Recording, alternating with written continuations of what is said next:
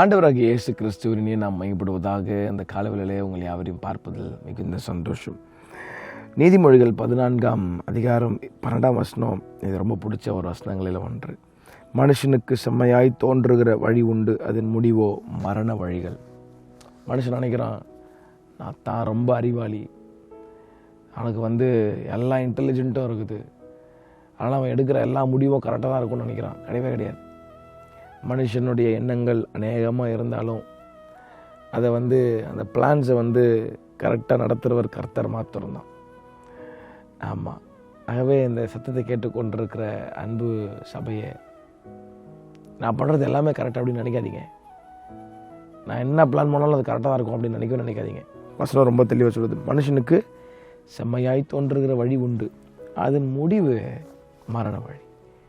ஏன்னா செல்ஃப் மேலே நம்பிக்கை வச்சு, சுயபலத்தின் மேலே நம்பிக்கை வச்சு அவனே முடிவு எடுத்து அவனே செய்கிறனால அவனுடைய முடிவு இப்போ என்ன ஃபெயிலியரில் தான் முடியும். நீங்கள் என்ன பிளான் பண்ணாலும், உங்கள் வாழ்க்கையில் என்ன பிளான் பண்ணணும், உங்கள் கணவன் மனைவியா இல்லை நீங்கள் தனிமையாக என்ன பிளான் பண்ணாலும் ஆண்டவர்னு ஒருவர் இருக்கிறார். Get that idea, get that desire. அதை எடுத்துகிட்டு போய் ஆண்டர்கிட்ட வைங்க. ஆண்டர் இப்படி நினைவு வருது, இப்படி பண்ணலான் இருக்கேன், இது என்ன செய்யலாம். அப்போது பிளான்ஸை ப்ரொசீட் பண்ண சொன்னார்னா பண்ணுங்கள், இல்லைன்னா அவர்கிட்ட ஆலோசனை கேளுங்க. அவர் உங்களை அழகாக நடத்துவார். Many are the ways of man's heart.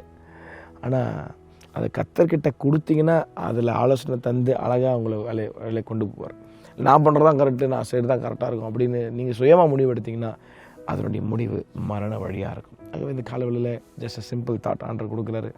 Plan பண்ணனா முதல்ல என்கிட்ட சொல்லு, நீ ஏன் பண்ணிடாத. நம்ம மொழியில் சொல்லணும்னா அதுதான்.